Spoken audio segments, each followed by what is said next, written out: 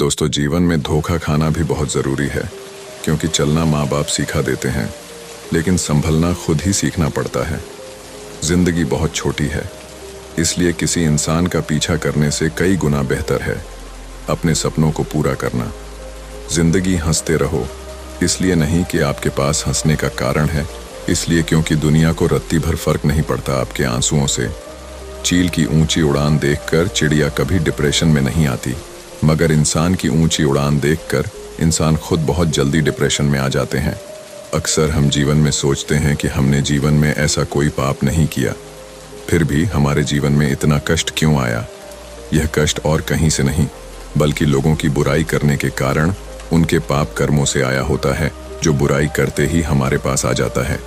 बहुत समय पहले की बात है, एक गांव में एक गरीब पंडित अपनी पत्नी के साथ रहता था। एक दिन की बात है, पंडित कुछ काम के लिए शहर गया था, तो वह अब अपने गांव जा रहा था।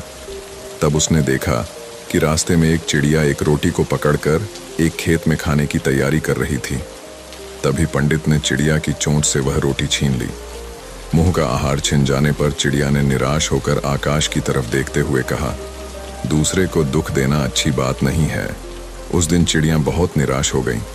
बाद में चिड़िया जब रोटी के बारे में सोचती तो पंडित को श्राप देते हुए कहती है, जिस तरह तुमने मुझे निराश किया, तुम भी उसी तरह एक दिन निराश होगा। रोटी के बारे में सोचते सोचते चिड़िया ने कुछ दिनों तक कुछ नहीं खाया और भूख के वह मर गई, जबकि पंडित वह रोटी को अपने घर ले गया और खुशी के साथ रोटी को खा लिया। कुछ दिनों के बाद पंडित के घर एक पुत्र का जन्म हुआ। लड़का देखने में इतना सुंदर था कि जो भी उसे देखता अपने हाथ में उठा लेता था। माँ बाप उसे देखकर भूख प्यास भूल जाते। धीरे धीरे लड़का बड़ा हो गया। रूप गुण से भरपूर लड़के को देखकर माँ बाप की खुशी का कोई ठिकाना नहीं था। लड़का इतना प्यारा था कि माँ बाप उसके बिना एक पल भी नहीं रह पाते थे। लड़का जब युवक बन गया, तभी विधाता की विडंबना के चलते निष्ठुर काल ने पंडित और उसकी पत्नी की खुशी छीन ली। जिस दिन लड़का मृत्यु को प्राप्त हुआ, उसके बाद माँ बाप के आंसू रुकने का नाम नहीं ले रहे थे। दोनों ने खाना पीना छोड़ दिया और दिन रात दोनों छाती पीटते हुए कहते, पत्थर दिल यम ने हमें जीते जी जला दिया। अगर सुबह शाम उसे कूटा जाए तो उसे कैसा लगेगा। यह कहकर पंडित रोज चिढ़ पटकते हुए कहने लगा कि यम का कलेजा कूट रहा है। पंडित को इस तरह रोते देख एक दिन यम ने पंडित के सपने में कहा, तुम जो सिर पटकर रो रहे हो, बेटे के लिए रो रहे हो। उस बेटे को देख पाओगे तो तुम्हें मेरी बात माननी होगी। कल तुम भीतर से दरवाजा बंद करके अपने पूजा घर में सोना और 2 दिन तक किसी को भी वहां जाकर तुम्हें जगाने देना नहीं है। अगले दिन ब्राह्मण ने सपने के बारे में विस्तार से अपनी पत्नी को बताया और यम के कहे अनुसार पूजा घर के पास जाकर सो गया। जब पंडित को गहरी नींद आई, तब एक यमदूत वहां आया और पंडित का शरीर वहीं छोड़कर उसकी आत्मा को अपने साथ यमपुरी लेकर चला गया। यमपुरी में पंडित ने न जाने कितने सारे नज़ारे देखे। कहीं पापी को यमदूत कूट कूट कर दर्द दे रहे थे, तो कहीं भयंकर पापी को उन्हें घसीट कर नरक कुंड में डाल रहे थे। झुंड बनाकर यमदूत घूम रहे थे, शोर मचा रहे थे। इस तरह जगह जगह अजीब अजीब मंजर देखकर पंडित के होशों उड़ गए और डर के मारे वह कांपने लगा। यमदूत उसे यमराज के पास लेकर आया। डर के मारे थर थर कांप रहे पंडित को देखकर यमराज ने उससे कहा, पुजारी, डरो मत, तुम्हें यहाँ कुछ नहीं होगा।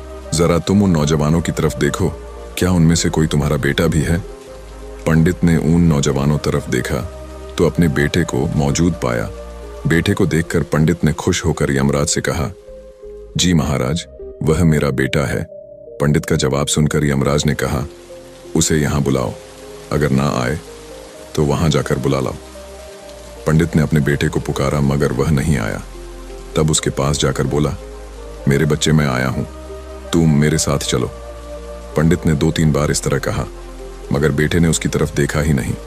तब उसका हाथ पकड़कर पंडित ने कहा, मेरे बच्चे, इधर देखो तो मैं हूं तुम्हारा पिता। यह सुनकर बेटे ने बाप की तरफ देखकर चिल्लाकर कहा, तुम मुझे बेटा क्यों कह रहे हो? मैं तुम्हारा बेटा नहीं हूं। कभी तुमने चिड़िया को तकलीफ पहुंचाकर उसके मुंह का खाना छीन लिया था। उसी का बदला लेने के लिए मैं तुम्हारा बेटा बनकर तुम्हारे घर पर जन्म लिया था। अब याद आया ना, जिस तरह मेरे मन को तुमने तकलीफ पहुंचाई थी, उसी तरह मैं तेरे मन को तकलीफ पहुंचाकर चला आया। बेटे का जवाब सुनकर पंडित निराश हो गया और यमराज के पास उदास होकर बोला, वह मेरा बेटा नहीं है। पंडित की बात सुनकर यमराज ने उससे कहा, तुम लोग बेवजह मुझे कोस रहे थे, अब पता चल गया ना किसका कसूर था। इतना कहकर यमराज ने दूत को इशारा किया और दूत पंडित की आत्मा लेकर तुरंत उसके पूजा घर में पहुंच गया। पंडित के शरीर में उसकी आत्मा डालकर यमदूत चला गया। पंडित जागते ही उसकी पत्नी को सपने का सारा हाल बता दिया और उसके बाद पंडित और उसकी पत्नी ने दिवंगत बेटे की याद में आंसू बहाना बंद कर दिया। किसी को बुरा बोलना, चुगली करना, बुराई करना, जलन व ईर्ष्या का भाव रखना, यह सब आपकी तरक्की व खुशियों को रोक देते हैं, आपके जीवन में गहरा प्रभाव डालते हैं। कर्म एक ऐसी जगह है जहां हमें उसे बुलाने की जरूरत नहीं पड़ती। हमने जो पकाया होता है हमें वही मिलता है। कर्म आखिरकार सामने आता है, जैसा बोओगे वैसा ही काटोगे, जल्द ही या बाद में।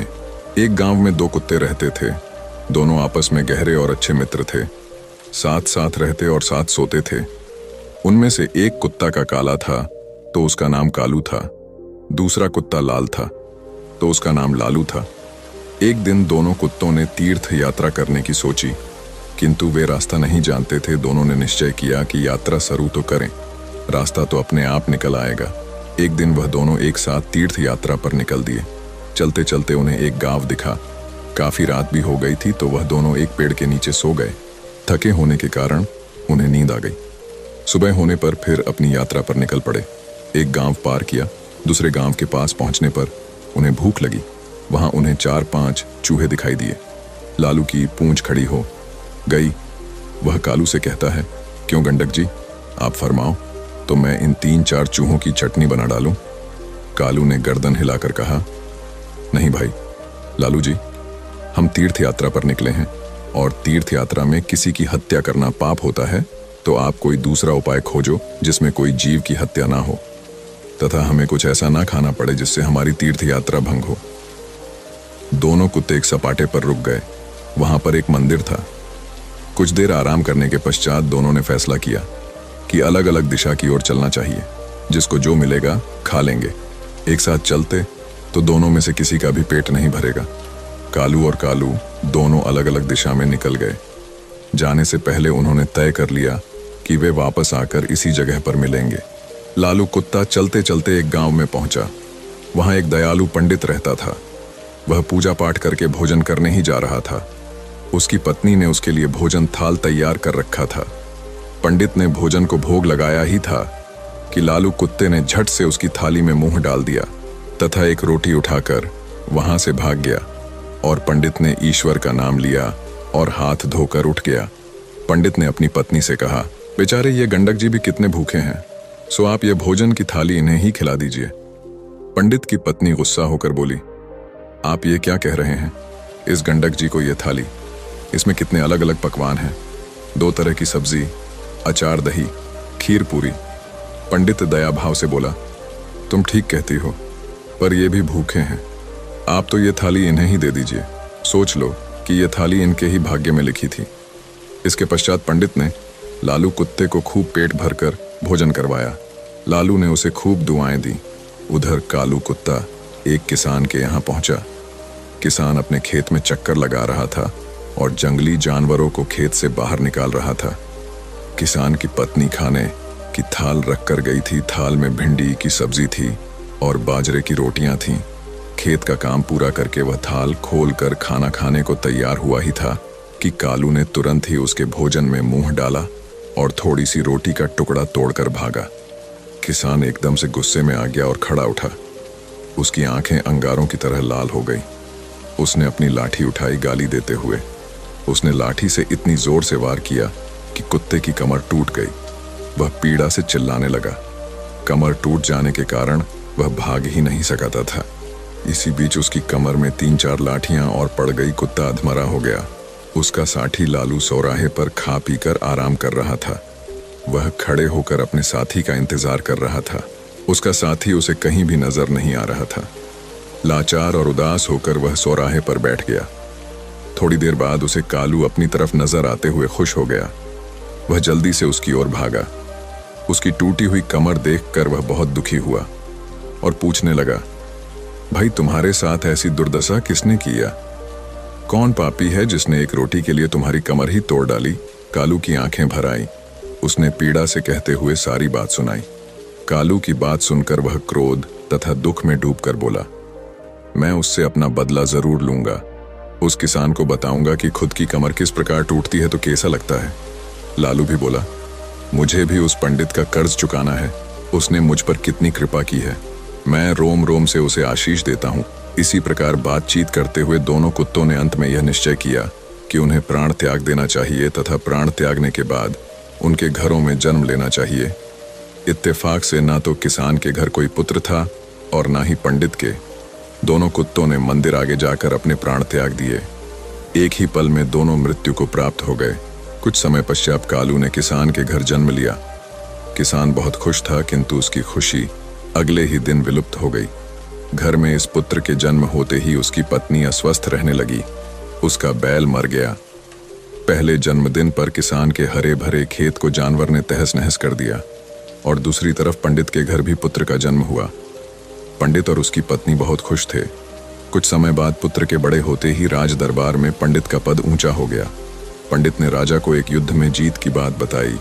1-2 दिन बाद राजा युद्ध जीत गया। इससे खुश होकर राजा ने पंडित को राजपंडित नियुक्त कर दिया। उसे अपार धन तथा एक महल भेंट किया। जैसे जैसे पंडित का बेटा बड़ा होता गया, वैसे वैसे वह भी पिता के समान तेजस्वी निकलता गया। उसने छोटी उम्र में सारे शास्त्रों का अध्ययन कर लिया। वह बड़े बड़े विद्वानों और पंडितों को शास्त्रार्थ में हरा देता था।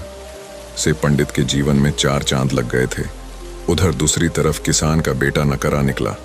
वह बात बात पर अपने बाप को गालियां देता था, उसे डांटता था। वह जुआ खेलकर बचे कुचे धन को उड़ाने लगा।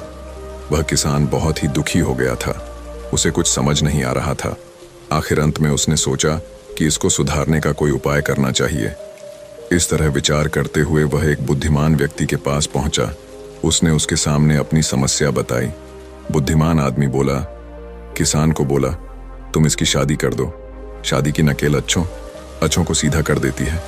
किसान ने तुरंत घर जाकर अपनी पत्नी को बात आई। अपनी बेटे की शादी करने की सोची। वह लड़की की तलाश करने लगा। दूसरी तरफ पंडित का विचार भी अपने बेटे की शादी करने का हुआ। उसने भी अपने बेटे के लिए लड़की की तलाश की। कुछ दिनों बाद पंडित के बेटे का एक कन्या से उसका विवाह हो गया। उसके बेटे की पत्नी भी सुशिक्षित थी। उसके आते ही घर को स्वर्ग बना दिया। उसके बाद किसान ने भी अपने पुत्र का विवाह करा लिया। शादी बड़े अच्छे से हो गई। शादी के अगले दिन ही उसका बेटा अचानक चल बसा। उसकी पत्नी रोने लगी। वह किसान बेहोश हो गया। होश में आते ही वह दीवार से सिर मार मार कर रोने लगा और चिल्लाने लगा, हाय मेरा बेटा, मेरी कमर तोड़कर चला गया। पंडित का बेटा उसी गांव में कथा कह रहा था, इस संसार में जो जैसा कर्म करता है उसे वैसा ही फल प्राप्त होता है। किसी भी व्यक्ति को 2 रंगों में कर्म फल मिलता है। कर्म आखिरकार सामने आता है, जैसा बोगे वैसा ही काटोगे। जल्द ही या बाद में ब्रह्मांड आपको वो परोस देगा जिसके आप हकदार हैं। कर्म ही व्यक्ति की पहचान का मुख्य आधार होता है। आपके कर्म आपके चरित्र को परिलक्षित करते हैं। जीवन में सफलता प्राप्त करने के लिए हमें हमेशा सकारात्मक कर्म करने चाहिए, क्योंकि कर्म ही हमारे भविष्य को निर्धारित करते हैं। दोस्तों, आपने आज के इस वीडियो से क्या सीखा वह मुझे आप कमेंट में बता सकते हैं। इसी के साथ में उम्मीद है कि आपको आज की वीडियो पसंद आई होगी। तो इस वीडियो को उस इंसान को शेयर करें जिससे यह कहानी सुनने की ज़रूरत है, और उसी के ठीक बाद चैनल को सब्सक्राइब करें। तो चलिए फिर मिलते हैं ऐसी एक और नई वीडियो में एक नए मैसेज के साथ। तब तक के लिए अपना ख्याल रखें। धन्यवाद और नमो बुद्धाय।